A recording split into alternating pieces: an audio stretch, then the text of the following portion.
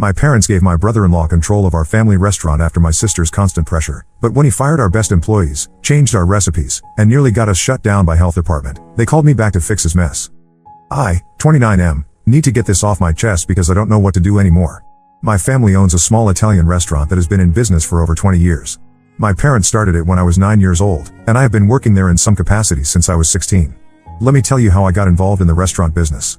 When I turned 16, my parents let me work weekends as a busboy. I cleaned tables, swept floors, and helped with basic prep work in the kitchen. During my senior year of high school, I started working more hours and learned how to take orders from customers. After graduation, instead of going to college right away, I decided to work full-time at the restaurant to help my parents. Over the next 8 years, I worked in every single position at our restaurant. I started in the kitchen learning how to make our pasta sauces from my mother's recipes. I spent 2 years learning how to prepare all our appetizers, salads, and desserts. Then I moved to the main cooking station where I learned how to make every entree on our menu. I also worked as a server for 6 months to understand what customers wanted and how to handle difficult situations.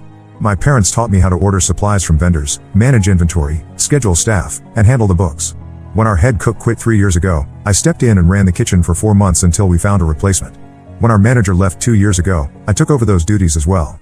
Last year, my parents officially made me the general manager and started talking about me taking over the restaurant completely when they retire.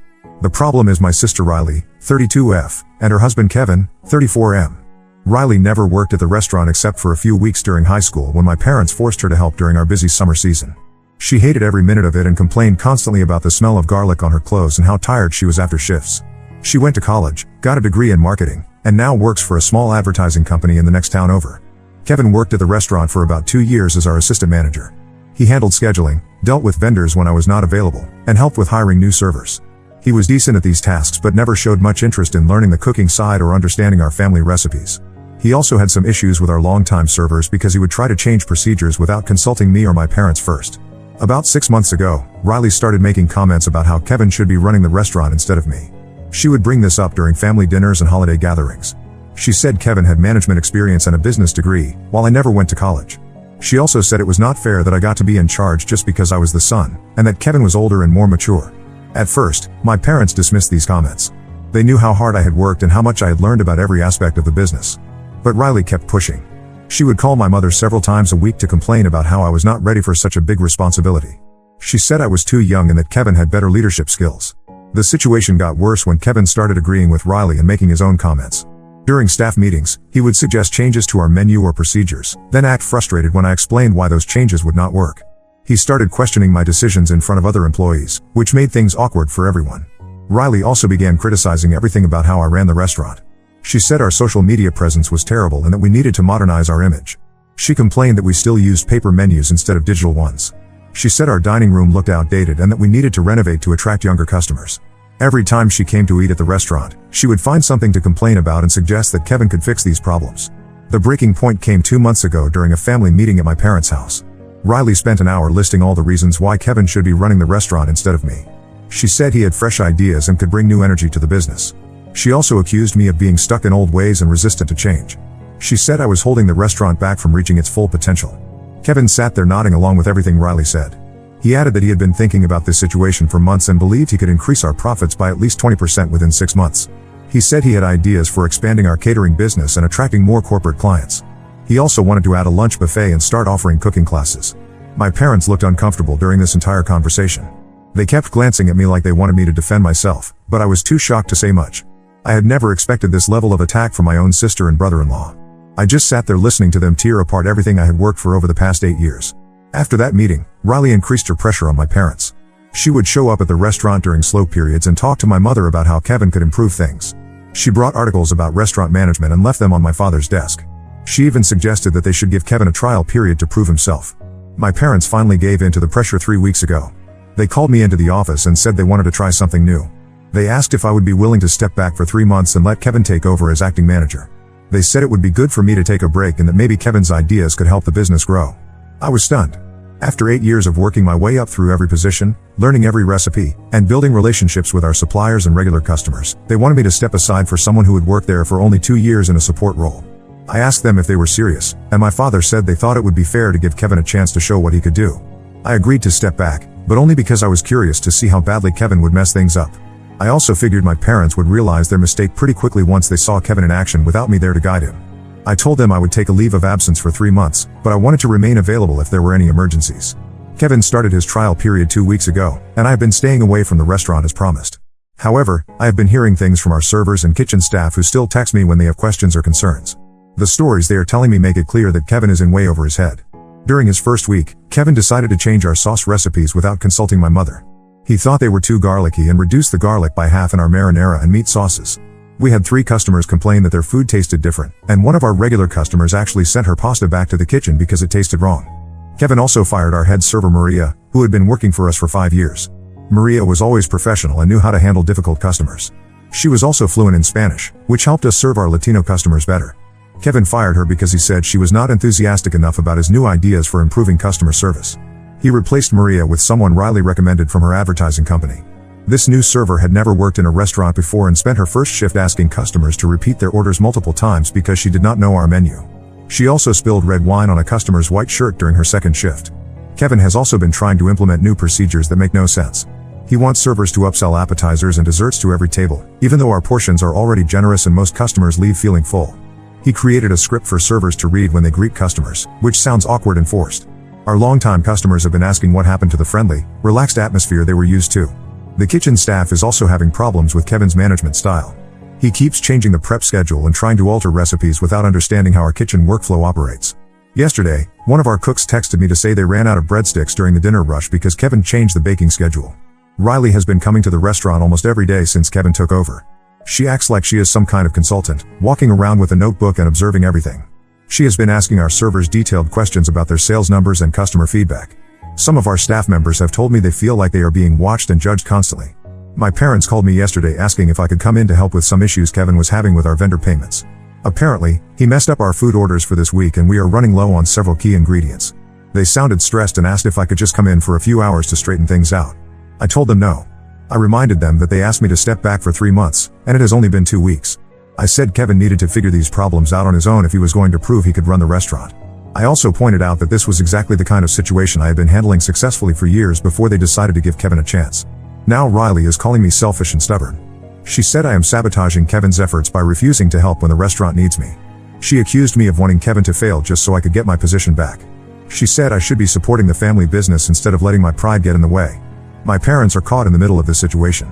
They seem to realize that Kevin is struggling, but they do not want to admit they made a mistake so soon after giving him the trial period.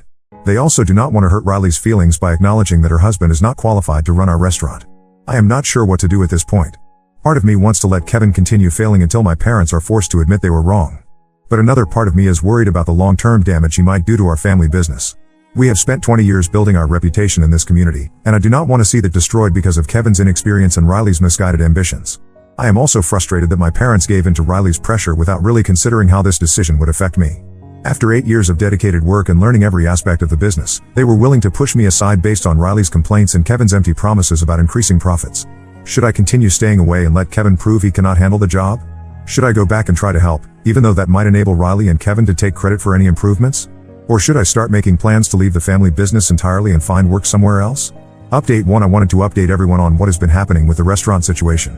Things have gotten much worse than I expected, and I am dealing with some developments that I never saw coming. First, let me tell you what happened during the rest of Kevin's trial period. After my parents called asking for help with vendor payments, things continued to go downhill rapidly. By the end of his 3rd week, Kevin had managed to mess up almost every aspect of the restaurant's operations. Our regular customers started complaining more frequently about the food quality and service. Kevin kept changing recipes and procedures without understanding why we did things a certain way. He decided our pizza dough recipe was too time-consuming and switched to a frozen dough that made our pizzas taste like cardboard.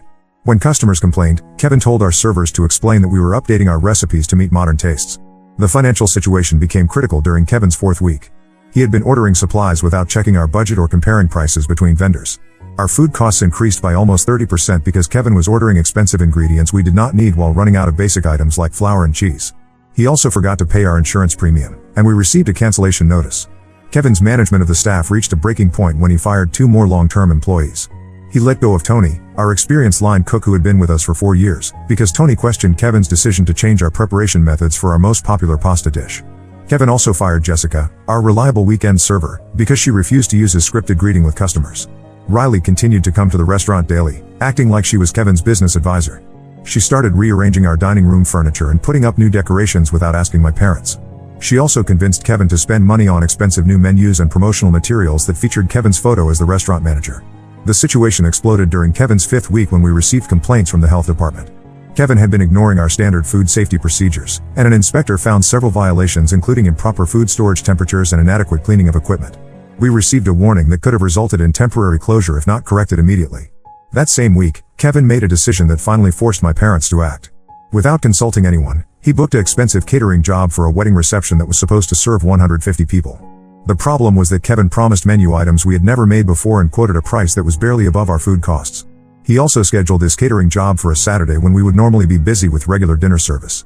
When my parents found out about the catering disaster 2 days before the wedding, they panicked and called me. My father explained the situation and asked if I could help them figure out how to handle the catering job without ruining our reputation. I told them I would help, but only if they ended Kevin's trial period immediately. I returned to the restaurant that Thursday and spent 12 hours preparing for the catering job. I had to completely redesign the menu to use ingredients we actually had available and could prepare with our equipment. I also had to call in favors from our former employees to help with the extra workload. The catering job went smoothly, but it cost us almost $1,000 in overtime pay and ingredient waste. After the catering crisis, my parents officially ended Kevin's trial period.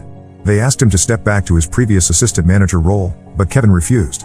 He said he was not going to accept a demotion after proving he could handle bigger responsibilities. Riley supported Kevin's position and accused my parents of not giving him enough time to implement his ideas. Kevin and Riley left the restaurant that day and have not been back since. Riley called my mother several times over the next week demanding an apology and insisting that Kevin deserved another chance. When my parents refused, Riley said they were making a mistake and would regret not supporting Kevin's vision for the business. I have been back at the restaurant for 2 weeks now, trying to repair the damage Kevin caused during his 5-week trial period. I had to rehire Tony and Jessica, who fortunately were still available and willing to return. I also had to spend time rebuilding relationships with our regular customers and explaining why our food and service had been inconsistent recently. The financial damage was significant. Between Kevin's overspending on supplies, the money we lost on the catering job, the cost of replacing fired employees, and the revenue we lost from customers who stopped coming during Kevin's trial period, we are looking at losses of over $8,000. This is money our family business could not afford to lose, especially during what is normally our slower season. But the part that bothers me most is what I discovered when I started going through the paperwork from Kevin's time as manager. I found receipts for supplies and equipment that never arrived at the restaurant. When I called our vendors to ask about these missing items, I learned that Kevin had been having supplies delivered to a different address. It turns out that Kevin had been using our restaurant's vendor accounts to purchase equipment and supplies for his own catering business. He had been planning to start a competing restaurant and was using our money to buy what he needed to get started. The address where our supplies were being delivered was a commercial kitchen Kevin had been renting across town. When I showed my parents this evidence, they were shocked. My father called Kevin to confront him about the missing supplies, but Kevin claimed it was all a misunderstanding. He said he was just storing some restaurant equipment at another location temporarily and planned to bring everything back. Riley called my mother the next day screaming about how we were attacking Kevin unfairly. She said Kevin was just trying to help the family business by exploring expansion opportunities. She accused us of being paranoid and trying to make Kevin look bad because we were jealous of his success. My parents have been trying to get Kevin to return the equipment and supplies he took, but he has been avoiding their calls. Riley sent a text message saying Kevin would return everything once we apologized for treating him badly and gave him credit for his contributions to the restaurant. This whole situation has shown me that Riley and Kevin were never really interested in helping our family business. They saw an opportunity to use our restaurant as a stepping stone for their own plans, and they were willing to risk destroying what my parents built over 20 years to achieve their goals. I am still working to get our restaurant back to normal operations. Most of our regular customers have returned, and our staff is relieved to have consistent management again. But the trust between my family members has been damaged in ways that might never heal completely. Riley has not spoken to me since I returned to the restaurant. She still calls our parents occasionally to defend Kevin's actions, but she refuses to acknowledge the financial damage they caused or apologize for supporting his scheme to use our business for his own benefit. I am not sure how to move forward with my relationship with Riley and Kevin. Part of me wants to focus on rebuilding the restaurant and forget about their betrayal. But another part of me thinks they should face consequences for stealing from our family business and lying about their intentions. Update 2: The situation with Riley and Kevin has taken another turn that I did not see coming. I thought the worst was behind us after we discovered Kevin's scheme to steal supplies for his own restaurant, but things have gotten more complicated.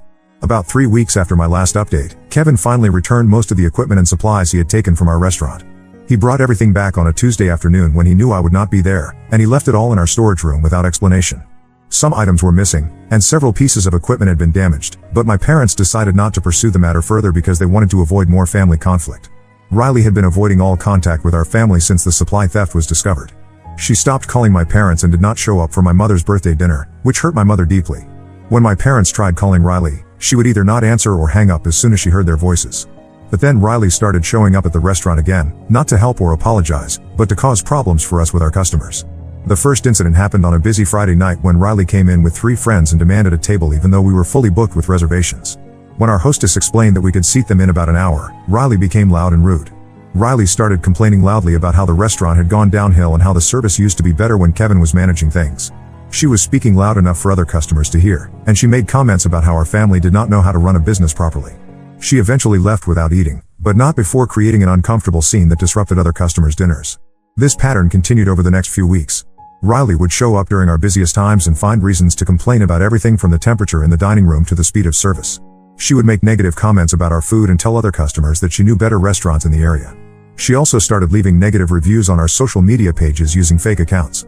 The situation escalated when Riley began contacting our regular customers directly. She got phone numbers from old reservation lists and started calling people to tell them about problems she claimed to have witnessed at the restaurant. She told Mrs. Rodriguez, one of our longtime customers, that she had seen mice in our kitchen. She told Mr. Thompson that our health department violations were more serious than we had admitted. These calls were completely false, but they caused several customers to cancel reservations or stop coming to the restaurant. Mrs. Rodriguez called my mother in tears because she had been eating at our restaurant for over 10 years and was heartbroken to think we had health problems. It took my mother an hour on the phone to convince Mrs. Rodriguez that Riley's claims were lies. I realized Riley was deliberately trying to sabotage our business when one of our vendors told me that someone had been calling to complain about our payment history. Riley had been contacting our suppliers and claiming that our restaurant was having financial problems and might not be able to pay our bills. This could have damaged our credit relationships with vendors we had been working with for years. My parents finally decided they had to take action when Riley's sabotage started affecting our employees. Riley called Jessica, the server we had rehired after Kevin fired her, and told her that the restaurant was failing and she should look for another job immediately. Riley claimed that we would probably have to close within a few months and that Jessica would be left without work if she did not find something else soon. Jessica came to work the next day upset and confused. She asked me if the restaurant was really in trouble and if she should be worried about her job security. I had to reassure her that Riley was lying and that we had no plans to close. But the fact that Riley was now targeting our employees directly showed how far she was willing to go to hurt us. I decided to confront Riley directly about her behavior. I called her and asked to meet for coffee so we could discuss the situation. Riley agreed to meet, probably because she thought she could convince me that Kevin deserved another chance to run the restaurant. When we met, I brought copies of the vendor receipts showing that Kevin had been stealing supplies, along with documentation of the financial losses he had caused during his trial period. I also had screenshots of the fake social media accounts Riley had been using to leave negative reviews about our restaurant. Riley looked at the evidence but refused to admit that she or Kevin had done anything wrong. She said Kevin was just being entrepreneurial and that taking some supplies was not a big deal because he was family. She claimed her negative reviews were honest opinions about problems she had observed, and she said she was just trying to help our regular customers make informed decisions. I told Riley that her actions were damaging our family business and hurting our employees who depended on the restaurant for their livelihood. I asked her to stop interfering with our operations and to apologize to our parents for the problems she had caused. Riley refused to apologize. Instead, she accused me of being controlling and vindictive. She said I was trying to turn our parents against her because I was threatened by Kevin's ideas for improving the restaurant. She also claimed that I was exaggerating the financial losses Kevin had caused and that the restaurant would be more successful if I was not involved. The conversation ended with Riley walking out of the coffee shop after telling me that she would not stop fighting for what she believed was right. She said Kevin had real vision for the restaurant industry and that our family was too old-fashioned to recognize his potential. 2 days later, I learned that Riley and Kevin had taken their sabotage campaign to the next level. They had contacted the local business journal and given an interview claiming that our family restaurant was discriminating against employees with innovative ideas. The article quoted Kevin saying that he had been fired from our restaurant for suggesting modernization improvements that threatened traditional management. The article did not mention Kevin's theft of supplies or the financial damage he had caused. Instead, it portrayed him as a progressive manager who had been pushed out by a family that was resistant to change. Riley was quoted as saying that our restaurant represented everything wrong with family businesses that put personal relationships ahead of professional competence. This newspaper article was the final straw for my parents. They had been hoping that Riley would eventually calm down and apologize for her behavior, but seeing their family conflicts displayed in public was too much. My father called Riley and told her that she was no longer welcome at the restaurant and that she should stop trying to damage our business. Riley responded by threatening to sue us for defamation. She claimed that we had been spreading lies about Kevin's management abilities and that his reputation in the restaurant industry had been damaged by our accusations. She demanded that we publish a public apology and pay Kevin compensation for lost business opportunities. We consulted with a lawyer who reviewed all the evidence we had collected about Kevin's theft and Riley's sabotage campaign. The lawyer told us that Riley's threats were baseless and that we actually had grounds to pursue legal action against her for harassment and intentional interference with our business relationships. My parents decided not to file a lawsuit because they did not want to escalate the family conflict further. But they did authorize our lawyer to send Riley and Kevin a cease and desist letter demanding that they stop contacting our customers, employees, and vendors. The letter also warned them that we would pursue all legal remedies if their harassment continued. Riley received the cease and desist letter last week. She called my mother crying and claiming that we were trying to destroy her family. She said Kevin had been counting on the restaurant management position to advance his career, and now his reputation had been ruined by our accusations. She begged my mother to drop the legal threats and give Kevin another chance to prove himself. My mother told Riley that the decision was final and that Kevin would never be allowed to work at our restaurant again. She also told Riley that their relationship could only be repaired if Riley stopped trying to hurt our business and apologized for the damage she had already caused. Riley hung up the phone and has not contacted any of us since. Kevin sent one text message to my father saying that he was considering starting his own legal action against us, but nothing has come of that threat so far. The restaurant is doing better now that Riley and Kevin are no longer interfering with our operations. Our regular customers have returned, and we have been able to hire reliable staff to replace the people Kevin fired. The financial losses from Kevin's trial period were significant, but we are slowly recovering. However, the damage to our family relationships may be permanent. My parents are heartbroken that Riley chose to support Kevin's lies and sabotage rather than admitting that she had made a mistake. They feel like they have lost a daughter, and I am not sure those wounds will ever heal completely. Update 3: I am writing this final update because several people have been asking what happened with Riley and Kevin, and because some new developments have brought this whole situation to what I think is a permanent conclusion. For about a month after the cease and desist letter, Riley and Kevin stayed away from our restaurant and stopped their harassment campaign. I thought maybe they had finally realized that their behavior was destructive and decided to move on with their lives. Our business was recovering steadily, and my parents seemed to be adjusting to the reality that their relationship with Riley might be over. But 3 weeks ago, Riley showed up at the restaurant during our lunch rush with a man I had never seen before. She walked straight to my parents' office without speaking to any of our staff and demanded to have a private meeting. The man she brought with her introduced himself as a business consultant who specialized in restaurant management. Riley announced that she and Kevin had decided to make one final attempt to resolve our family conflict. She said they had hired this consultant to conduct an independent evaluation of our restaurant's operations and management structure. She claimed that if the consultant agreed that Kevin's ideas had merit, then our parents should reconsider their decision to ban him from the restaurant. My parents were so shocked by Riley's audacity that they did not immediately refuse this proposal. The consultant started asking detailed questions about our revenue, profit margins, staff turnover, and customer satisfaction ratings. He wanted to see our financial records and interview our employees about management effectiveness. I was not at the restaurant when this happened because I had been meeting with suppliers, but our head server called me immediately. When I arrived 30 minutes later, I found Riley and her consultant sitting in our office taking notes while my parents answered questions about our business operations. I asked Riley what she thought she was doing, and she said she was trying to find an objective way to resolve our disagreement about Kevin's qualifications. She said the consultant would provide an unbiased assessment of whether Kevin's management approach could benefit our restaurant. She claimed this was her final attempt to prove that our family had been unfair to Kevin. I told Riley that we were not interested in any evaluation and asked her and the consultant to leave immediately. Riley refused to go and said she had a right to be concerned about a business that would eventually be part of her inheritance. She claimed that as a family member, she deserved input into major decisions about the restaurant's management. The consultant supported Riley's position and said he had already observed several operational inefficiencies that could be improved with proper management. He suggested that Kevin's previous difficulties had been caused by inadequate training rather than incompetence, and that Kevin deserved another opportunity with better preparation. At this point, I realized that Riley was never going to accept that she had been wrong about Kevin. No amount of evidence about his theft, lies, or incompetence was going to change her mind. She was so invested in proving that Kevin was qualified to run our restaurant that she was willing to hire outside consultants to support her position. I called our lawyer from the restaurant and explained what was happening. The lawyer spoke to Riley on the phone and reminded her that the cease and desist letter prohibited her from interfering with our business operations. The lawyer also told the consultant that he was not authorized to access our confidential business information and that his presence constituted trespassing. Riley became furious when the lawyer got involved. She accused me of being paranoid and controlling, and she said I was using legal threats to prevent her from protecting her family's interests.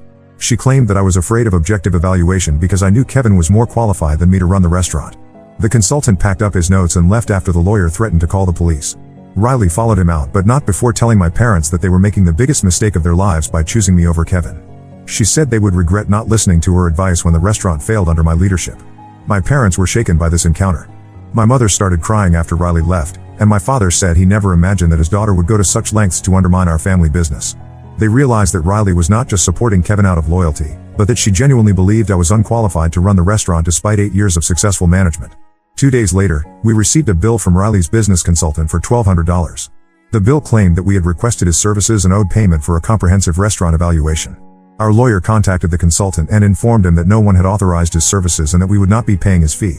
The consultant called Riley to demand payment, and apparently she told him that our family should be responsible for the cost since the evaluation was meant to benefit our business. When the consultant threatened to take legal action against Riley for non-payment, she called my father and asked him to pay the bill to avoid further complications. My father refused to pay for a consultant that Riley had hired without permission. He told Riley that she was responsible for any costs related to her continued attempts to interfere with our restaurant. Riley responded by saying that our parents were choosing money over family relationships and that they would lose both their daughter and their business because of their stubbornness. That was the last conversation Riley had with our parents. She has not called or visited since then, and she did not show up for our father's birthday last week even though my mother specifically invited her. My parents sent Riley a birthday card last month, but she did not acknowledge it or respond in any way. Kevin has also disappeared from our lives completely. He found a job at a chain restaurant in the next county, according to what Riley told my aunt before they stopped speaking. Riley told my aunt that Kevin was much happier working for people who appreciated his talents and vision for restaurant management. The financial impact of this whole situation has been significant but manageable. Between Kevin's theft, the business we lost during his trial period, legal fees, and the costs of rehiring and retraining staff, our family probably lost around $15,000. We have been working extra hours and cutting unnecessary expenses to make up for these losses. More importantly, our restaurant's reputation has recovered completely. Our regular customers are happy with the consistent food quality and service, and we have been getting positive reviews again. Several customers have specifically commented that they are glad to see familiar faces among our staff and that the restaurant feels welcoming again. My parents have been talking about making me the official owner of the restaurant within the next year. They want to ensure that there can never be another situation where outside family members try to take control of the business. They also want to protect the restaurant from any future inheritance disputes that might arise. I have mixed feelings about Riley cutting off contact with our family. Part of me is relieved that she can no longer interfere with our restaurant operations or create drama during family gatherings. But I also feel sad that my sister chose to end our relationship rather than admit she had been wrong about Kevin. My parents are heartbroken about losing Riley, but they have accepted that she made her choice when she decided to support Kevin's lies and sabotage over her own family's well-being. They hope that someday Riley will realize what she gave up and try to rebuild their relationship, but they are not holding their breath. As for me, I am focused on continuing to build our family restaurant into something my parents can be proud of. I have learned a lot about business management, family dynamics, and standing up for what is right during this difficult period. I am confident that our restaurant will continue to thrive without Riley and Kevin's interference. The whole experience has taught me that sometimes family members will choose to support outsiders over their own relatives, even when the evidence clearly shows they are making a mistake. It has also shown me that some people will never admit they were wrong, no matter how much damage their stubbornness causes to the people they claim to love. Now let's move to the next story. Story 2. My husband's work project was actually an affair with his engaged boss. When her fiancé reached out, the whole truth came out and my world shattered. I never thought I'd be here, pouring my heart out to strangers on the internet. But I guess life has a way of surprising you. I'm Sarah, 29F, and I've been married to Jake, 32M, for 3 years. We met at a mutual friend's birthday party 5 years ago. I remember it like it was yesterday. I was running late because my car wouldn't start, and I burst into the party flustered and apologetic. Jake was the first person I bumped into, quite literally. He steadied me with his hands and made a joke about my dramatic entrance. We spent the rest of the night talking and laughing. Jake and I came from different worlds. I grew up in a small town, the youngest of 4 kids. My parents owned a local diner, and I spent my childhood helping out there, learning the value of hard work and family. Jake, on the other hand, was a city boy through and through. An only child, he was raised by his mom after his dad left when he was young. He threw himself into computers and coding as a way to cope with the absence of his father. Despite our different backgrounds, we clicked instantly. We started dating a week after we met, and things moved quickly from there. Within 6 months, we were living together in a tiny studio apartment downtown. It was cramped and the neighbors were noisy, but we were happy. We'd stay up late talking about our dreams, my desire to start my own graphic design company, his ambition to create the next big app. A year into our relationship, Jake proposed. It wasn't a grand, elaborate affair, just the two of us on a hike, our favorite activity. We reached the summit of the trail, and as I was catching my breath and admiring the view, I turned around to find Jake on one knee. The ring was simple, a small diamond set in a silver band. He later told me he'd been saving up for months to buy it. Our wedding was beautiful, held in a rustic barn venue near my hometown. All our friends and family were there. I'll never forget the look on Jake's face as I walked down the aisle, or the way my dad teared up as he gave me away. We wrote our own vows, promising to always be honest with each other and to face life's challenges together. The first 2 years of our marriage were great.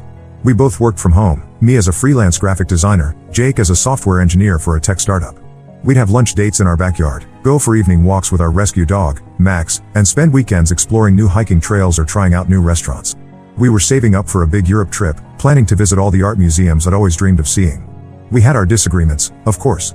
Jake could be a bit of a workaholic, often losing track of time when he was deep into a project. I, on the other hand, Was sometimes too focused on the little details, nitpicking things that didn't really matter. But we always managed to work through our issues, usually over a homemade dinner and a bottle of wine. Everything seemed perfect until about 3 months ago. Jake started acting differently. It was subtle at first. He began working longer hours, often staying up late into the night. When I'd ask him about it, he'd say he was working on a big project. I didn't think much of it at first. His job could be demanding sometimes, and I knew he was hoping for a promotion. But then I noticed other changes. He became protective of his phone, always keeping it face down and taking it with him everywhere, even to the bathroom. He started going out more often, claiming he was meeting colleagues for drinks or attending work events. These outings became more frequent, sometimes happening 3 or 4 times a week. I tried to talk to him about it, but he'd brush off my concerns, saying I was being paranoid. But my gut feeling told me something was off. I started to withdraw, throwing myself into my work as a way to distract myself from the growing distance between us. Last week, I decided to do something I never thought I'd do. I checked his phone while he was in the shower. We'd always had an open phone policy, never hiding anything from each other. But lately, Jake had been so secretive that I felt I had no choice. What I found shocked me to my core. There were dozens of messages between Jake and someone saved as A in his contacts. The messages were flirty and intimate, talking about meeting up and how much they missed each other. There were even a few pictures exchanged, though thankfully nothing explicit. I felt like I couldn't breathe. My hands were shaking as I scrolled through the messages, each one feeling like a knife to my heart. I heard the shower turn off and quickly put the phone back where I found it, my mind racing. I confronted Jake as soon as he got out of the shower. At first, he tried to deny it, but when I told him I'd seen the messages, he broke down. He admitted that it was Amy, 28F, a new colleague at work. They had been having an emotional affair for the past 2 months. Jake swore nothing physical had happened and that he wanted to work on our marriage. He said he'd cut all contact with Amy and even look for a new job. But I don't know if I can trust him anymore. The Jake I thought I knew would never do this to me. I'm staying with my sister Lily, 31F, right now. I need some space to think. Jake keeps calling and texting, begging for another chance. My friends are split. Some say I should give him another chance, while others think I should leave him. I'm torn. On one hand, I love Jake and the life we've built together. We have a house, our dog Max, and we were talking about starting a family soon. On the other hand, how can I ever trust him again? Every time his phone buzzes, will I wonder who he's talking to? I keep thinking back to the early days of our relationship, how happy we were. We'd spend hours talking about our dreams, our fears, our hopes for the future. Jake was always so open and honest with me. Or at least, I thought he was. Now I'm questioning everything. My parents are urging me to try couples counseling. They've been married for 35 years and say every marriage has its rough patches. But is infidelity just a rough patch? I'm not so sure. I'm also angry at Amy. How could she knowingly engage in a relationship with a married man? I found her on social media and was tempted to message her, but my sister talked me out of it. She said it would only complicate things further. I haven't eaten properly in days. I can't sleep. Every time I close my eyes, I see those messages. I keep wondering if there's more that I don't know about. Did they meet up in person? Did they kiss? Did it go further than that? Jake and I had plans. We were saving up for that Europe trip next year. We talked about having kids in the next couple of years. Now all of those plans feel like they're crumbling around me. I don't know what to do. Part of me wants to forgive him and try to move past this. But another part of me feels like this betrayal is too big to overcome. How can I ever look at him the same way again? I could use some advice. Has anyone been through something similar? How did you handle it? Is it possible to rebuild trust after something like this? Or am I better off walking away now, before we have kids or more entangled finances? Thank you for reading this long post. I just needed to get it all out. Update 1. It's been 2 weeks since my last post, and a lot has happened. Thank you all for your advice and support. It really helped me gain some perspective. After spending a week at my sister's place, I decided to move back home and have a serious talk with Jake. I felt I needed answers before I could make any decisions about our future. My sister Lily was worried about me going back, but I assured her I'd call if things got out of hand. When I got home, the house was a mess. There were takeout containers everywhere, and it looked like Jake hadn't done laundry since I left. Jake himself was a sight. He looked like he hadn't slept or shaved in days. As soon as I walked in, he broke down in tears, apologizing over and over. We sat down at our kitchen table, the same one where we'd shared so many meals and conversations, and I told him I needed the whole truth. No more lies or half-truths. Over the next few hours, Jake told me everything. It turns out the emotional affair had been going on for longer than he initially admitted, nearly 4 months. He and Amy had met at a work conference in San Diego. Jake had gone to represent their company, while Amy was there from a partner firm. They were seated next to each other during one of the keynote speeches and hit it off immediately. At first, it was just friendly chats and lunch meetups. They discovered they had a lot in common. Both were only children, both loved obscure indie bands, both were into rock climbing. Jake said he enjoyed talking to someone who understood the pressures of his job. But over time, it evolved into something more. They started texting regularly, sharing inside jokes and complaining about their workdays. Jake admitted he started looking forward to her messages, feeling a thrill every time his phone buzzed. Jake swore that nothing physical ever happened beyond a kiss. According to him, they kissed once after a late night at the office. They had been working on a joint project, and after everyone else had left, they ended up alone together. One thing led to another, and they kissed. Jake said that's when he realized how far things had gone. He claimed he tried to end it then, but Amy was persistent, and he was weak. I asked him why risk our marriage for this? He said he felt neglected. Apparently, I had been so focused on my work lately that he felt like we were drifting apart. I had taken on a big project for a new client, and I'd been working long hours to meet the deadlines. Jake said he missed the easy companionship we used to have. Instead of talking to me about it, he sought comfort elsewhere. I was furious. Yes, I had been busy with work, but that's no excuse for infidelity. I told him he should have talked to me if he was feeling neglected. We could have worked on it together, maybe planned a weekend getaway or set aside specific time for just us. Instead, he chose to betray my trust. After our talk, I needed some time to process everything. I went for a long walk in the park where we used to have picnics. As I sat on our favorite bench, watching families play frisbee and couples walking hand in hand, I realized I wasn't ready to give up on our marriage just yet. We'd built a life together, and I wasn't prepared to throw that away without at least trying to fix things. But I also knew things couldn't go back to how they were before. Trust, once broken, isn't easily repaired. I spent hours thinking about what I needed to feel secure in our relationship again. I went home and told Jake I was willing to try and work things out, but with conditions. He had to find a new job immediately. I couldn't bear the thought of him working with Amy every day. He had to give me full access to his phone and computer. No more secrets.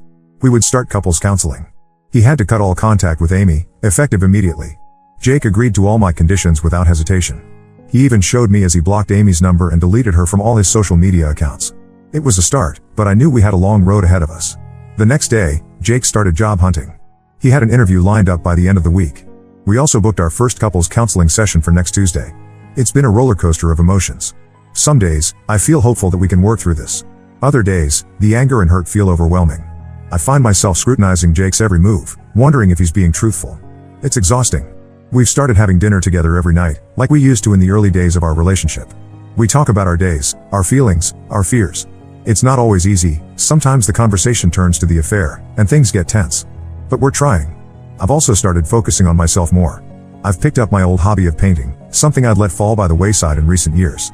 It's therapeutic, allowing me to express my emotions on canvas when I can't find the words. My friends and family have been incredibly supportive. My sister Lily checks in on me every day, and my best friend Emma, 30F, has been a constant source of support. Jake's mom, Linda, 58F, even called me to apologize for her son's behavior and to offer her support, whatever I decide to do. I know the road ahead won't be easy. Rebuilding trust takes time, and there's no guarantee we'll succeed. But for now, I'm willing to try. We've invested 5 years in this relationship, and I want to be able to say I did everything I could before walking away. I'll keep you updated on how things progress. Thank you again for all your support. It means more than you know.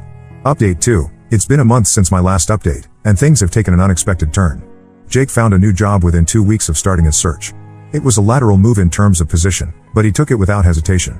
He's been transparent with his phone and computer, often leaving them unlocked around me. We've been to 4 couples counseling sessions, which have been challenging but helpful. Our therapist, Dr. Martinez, has been guiding us through some difficult conversations. We've talked about our communication issues, our expectations for the relationship, and how we can rebuild trust. Jake's been actively participating, sharing his feelings and listening to mine. It's been hard, but I felt like we were making progress. Things seemed to be improving slowly. We were communicating better, and I was starting to feel like maybe we could get through this. We even started planning a weekend getaway to the beach house where we spent our honeymoon. I thought it might be a good way to reconnect and make new, positive memories. But then something happened that turned everything upside down. Last week, I received a message request on Facebook from someone named David, 30M. When I opened it, my heart nearly stopped. David introduced himself as Amy's fiancé. He had discovered Amy's affair with Jake and wanted to know if I was aware of the situation. I was shocked. Jake had told me Amy was single. I immediately called Jake at work and told him to come home. When he arrived, I showed him the message. Jake went pale and started stammering, trying to explain. It turns out Jake had lied about several things. Amy wasn't just a colleague, she was his team lead. And she definitely wasn't single. Jake claimed he didn't know she was engaged at first, but admitted he found out about a month into their affair. He said he tried to end it then, but Amy threatened to make trouble for him at work if he did. I was furious. Not only had Jake cheated, but he'd continued to lie even after promising complete honesty. I felt like a fool for believing him, for thinking we could work things out. All the progress we'd made in therapy felt like it had been wiped away in an instant. I replied to David, confirming that I knew about the affair and apologizing for the pain this must be causing him. We ended up talking on the phone for over an hour, comparing notes and filling in gaps in each other's knowledge. David told me that he and Amy had been together for 5 years. They'd gotten engaged 6 months ago and were in the middle of planning their wedding. He found out about the affair when he overheard Amy on the phone with Jake, talking in a way that was clearly more than friendly. David told me that Amy had confessed to the affair when he confronted her, but she'd minimized her role, claiming Jake had pursued her aggressively and she'd only given in due to a moment of weakness. This was vastly different from the story Jake had told me. After my conversation with David, I confronted Jake again. This time, faced with the fact that I'd spoken to David, Jake finally told me the full truth. The affair had been physical from early on. They had slept together multiple times, both at hotels and at our house when I was visiting my parents. I was devastated. Every new revelation felt like a fresh betrayal. The man I thought I knew, the man I had married and planned a future with, felt like a stranger to me. I thought about all the times he'd lied to my face, all the times he'd been with her while I was blissfully unaware. I packed a bag and went back to my sister's place. I told Jake I needed time and space to think about what I wanted to do next. He begged me to stay, to give him another chance, but I couldn't bear to look at him. I'm staying with my sister indefinitely. Lily has been incredibly supportive, letting me cry on her shoulder and helping me think through my options.